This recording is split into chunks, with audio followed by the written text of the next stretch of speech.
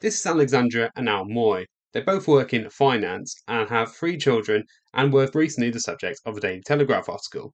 We earn £345,000, but soaring private school fees mean we can't go on 5 holidays. No way. So they claim that despite their high income, the rise in private school fees is impacting their lives. They can't go to as many holidays. They have to maybe make choices about their nanny and their gardener, and just make general other lifestyle cuts. Only it turns out that this family aren't real. In fact, this whole article was made up and was swiftly taken down within hours of it being published. This is a wild story I have to talk about. It's how the Daily Telegraph made up a story, took it down, tried to cover it up and forget it all happened. But it's the internet. If you put anything on there, it's going to stay there like a footprint on the moon. If you weren't aware of this issue, the Labour government introduced a policy where private school fees would be taxed 20%. The idea is that this would go into funding state schools and help hire thousands of teachers around the country and basically just improve society for those who can't afford private schools, for example. So private schools around the country have absorbed most of the costs with like modest price increases, made changes to schools, or maybe made a few people redundant, or other people just did nothing. Others just passed on the cost to the parents. Who, after all, what's an extra few £1,000s to an investor or someone who owns a massive business? So naturally, over the past year, there have been multiple stories bemoaning this policy. Many saying this is unfair. Wealthier families having to make lifestyle choices, and private schools, wondering where they stand with this policy. Meanwhile, there's people around the country who are deciding whether or not to skip meals to help pay the bills. And naturally, people aren't very sympathetic, or they take the mick out of these families. On these lines, the Telegraph has published multiple stories about it, and they've tried to get a human angle on the story, trying to get a family case study about it. Now, of course, today the Telegraph is a right-wing publication and is obviously against this Labour government that was voted in last summer. So let's read the story together, shall we? So, last summer, Al Moy, 38, an investment banker and father of three, received a letter from his daughter Annie's school saying they were increasing their fees by £10,000. Shortly afterwards, the fees for the school his son Harry went to went up by £5,000. The increase was shocking, but not entirely unexpected. Ultimately, I believe the education provided and the sacrifices we will have to make are worth it. So he says there's a breakdown in the fees: VAT 7 grand, 2 grand on social activities, and a 1 grand administrative fee. Okay. Okay, now here we go again. Moy earns a comfortable salary of £225,000, while his wife, Alexandria, also works in banking, earns £120,000.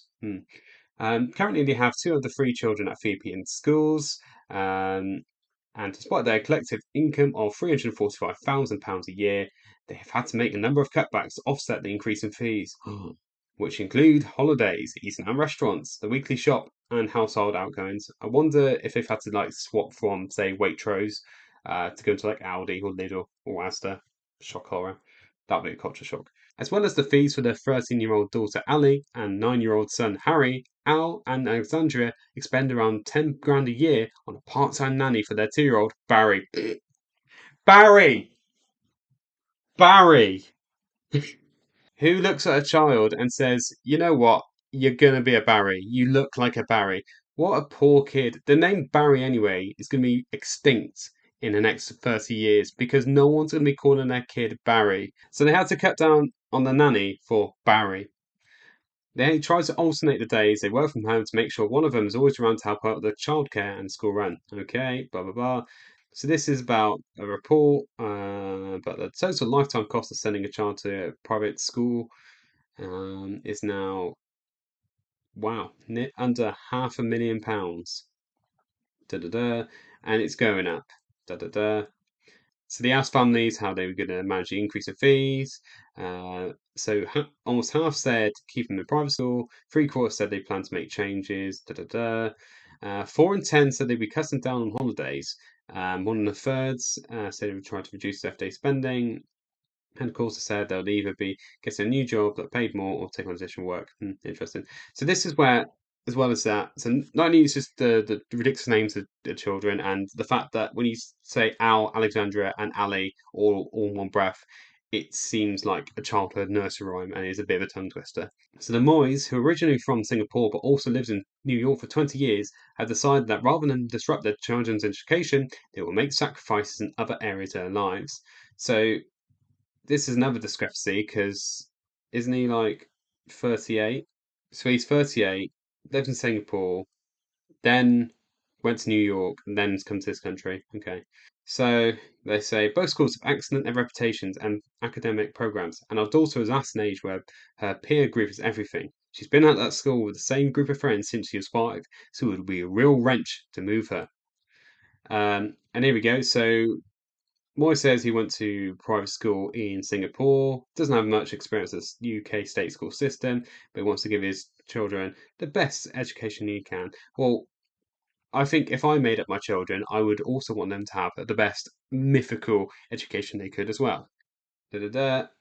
And this is when the sympathy for these people went down. So they used to go on around 5 holidays a year, going to the US, go to New York, the Hamptons, and all that. But now it's mostly Europe. They have to summer in Europe now, and only do one long trip a year now. And that, as a result, has cut their holiday spend from 40 grand to 20 grand. Interesting. And during their last holiday to Holland, they travelled mostly by train and didn't hire a car and did fewer activities as a family. Well, it's not relevant, is it? Oh, here we go. Oh, this is brilliant. So before we would just go to Waitrose and M&S, now we go to Sainsbury's and always look out for the offers and promotions in each shop. And he also liked to go out 2 or 3 times a month and enjoyed eating restaurants at the Ivy, Bill's, Gales, and Gauchos. Now they only go out once a month. Well, you best start learning the McDonald's menu because you can get a good meal there or two.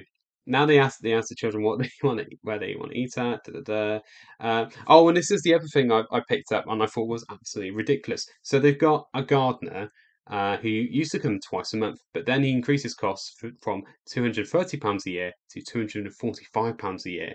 We only have him come once every other month now. That is a ridiculously low amount of money to spend on a gardener. That works out to being about £10.20 per visit. So this gardener is either doesn't know what his day rate is, or he's a mate and he's doing on mates rates. But this is just ridiculous. You know what else is ridiculous? This microphone just keeps moving. Stop turning. Stop slowly bowing your head. Anyway, he understands why Labour put the VAT charges for private school fees in place, and but it doesn't think they thought it through. I think this is the way of the article trying to balance itself. It seems as though families like us are paying more and more and being squeezed on everything from our salaries to our outgoings. I know each party has its flaws, but I think the Conservatives are at least a bit more transparent. Really, really. I think they can afford these price increases. I think they can, live comfortably. It's fair to say, whereas other people aren't able to. Sympathy, but empathy would go a long way. Oh no! And they've got another 2 years before their youngest, Barry, starts school. Will they go private as they've done with the other two? Who knows? Well, we won't know because they don't exist. So this story is giving me a bit of a headache. So if you do like this video, please subscribe to the channel, drop me a like and comment your thoughts on the video below because it really would help me push the channel a bit more and also give me a bit of money for subjecting myself to this article and trying to unpack it all. So, reading all of that, there appears to be a few red flags. They appear to be bad at handling their own money. They admit to having expensive holidays and now have to go to Butlins instead of the Alps. They're quite vague on details about where they live, where the schools they go to as well. And they also have a gardener who is ridiculously underpaid, and I think he needs to sort out his day rate. So people reading this story on social media was a mixture of people laughing at this family and saying, "Oh, woe is them. It's not really that bad. How's their lives that bad? Because their private school fees gone up." Poor Al and Alexandra Moy are being forced to cut down on the amount of holidays they could take this year. This is outrageous and totally unacceptable, as everyone should be able to go on holiday 5 times a year. I just hope they launch a fundraiser to make this necessity happen. No way does a family complain about having to downgrade from Waitrose and not being able to go on 5 holidays a year call their child Barry.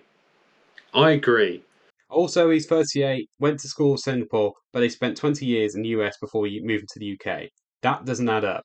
It reads like someone on the Telegraph website found an Onion article and thought it was real. So then people started looking for this family and seeing where they got this image from.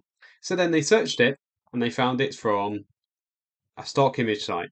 And it's called A Portrait of Asian Family Enjoying Walk in Summer Countryside. Oh dear. Little old Harry and Ali. Turns out they're also stock images. What's it said? Portrait a Chinese boy and girl sitting in park together.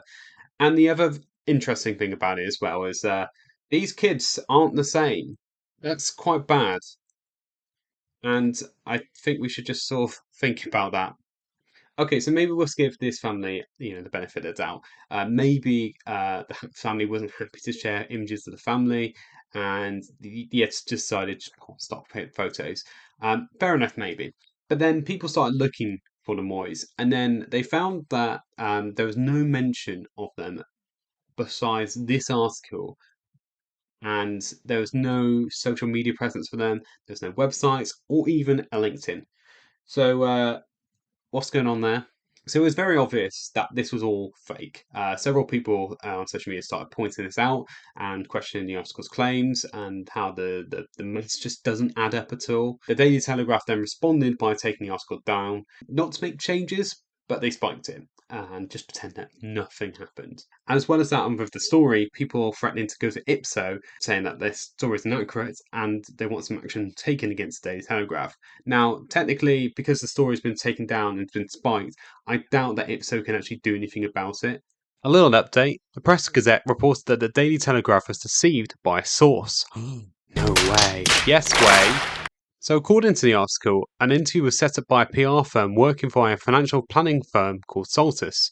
A freelance journalist interviewed this mysterious person who gave fake information and details about their life. In a statement, the Telegraph Media Group added, "We take the quality and integrity of our journalism very seriously, but it is clear that our internal processes were not strong enough on this story, and we are taking steps to ensure this does not happen again." So you may be now asking, why was this story written? So, as I've said before, the Daily Telegraph is a right-wing publication that disagrees with the Labour government and has been for months publishing articles about families who are dealing with the private schools tax. It's worth pointing out as well at this point as well that there is a high portion of people who work in national newspapers who also went to private school. So in 2019, the Sutton Trust found that 43% of the UK's top 100 editors and most influential broadcasters went to private school. Local newspapers, it tends to be quite lower because people who work in local newspapers tend to be people who were brought up in the area and lived in the area from like working class backgrounds, or they relocated to that area to work on a local newspaper. If you went to private school, you also have to acknowledge the favourable position that it's put you in society, and helped give you a leg up in whatever industry you want to go into. It's also worth pointing out that not everyone who goes to private school also had rich parents. They've got out scholarships, for example, and for whether it be for sports or academic reasons. And if you're a parent and obviously any parent just wants the best education possible for their children. So these sort of stories where a wealthy family says they've got to make lifestyle choices because of rising school fees, they don't tend to get lot of sympathy, if I'm being honest with you, because a lot of people say, well, oh, woe is them, if they had a few extra grand a year, these families who aren't going to taking their kids to private schools, they would probably use it on, I don't know, help them get a deposit for a new house, or maybe going on helping paying the bills or paying a mortgage or paying for other things. Being able to afford private schools is a luxury. So my theory of why the Daily Telegraph are writing these sort of stories is because they're staff who have sent their own children to private schools and have been affected by the VAT rise themselves. This is an example of an editor asking a journalist to write a story based on that agenda. They get eyeballs to their story. They're luring in subscribers, but they're also attracting people on social media who are taking the mick, and that also generates a discussion. In this case, it's the wrong discussion. The discussion really is, why did the Daily Telegraph fake family and fake this whole scenario? Whatever's happened is that it's not quite worked. backfired spectacularly, and it actually, it damages the Daily Telegraph's reputation and a lot of scrutiny on them. So well done, the Daily Telegraph. You're about to be owned by an American investment management firm and the Abu Dhabi government-backed firm, and you're desperate to, plug that weeping money hole. If you want to attract like subscribers and more customers and people reading your stories, don't do stuff like this. Just focus on proper journalism, proper investigations. Look at what the Financial Times does and just copy them because they know what to do. They are a profitable and relatively healthy looking business, and they should be the blueprint for any national paper to grow and survive in a quite a difficult media environment in this country.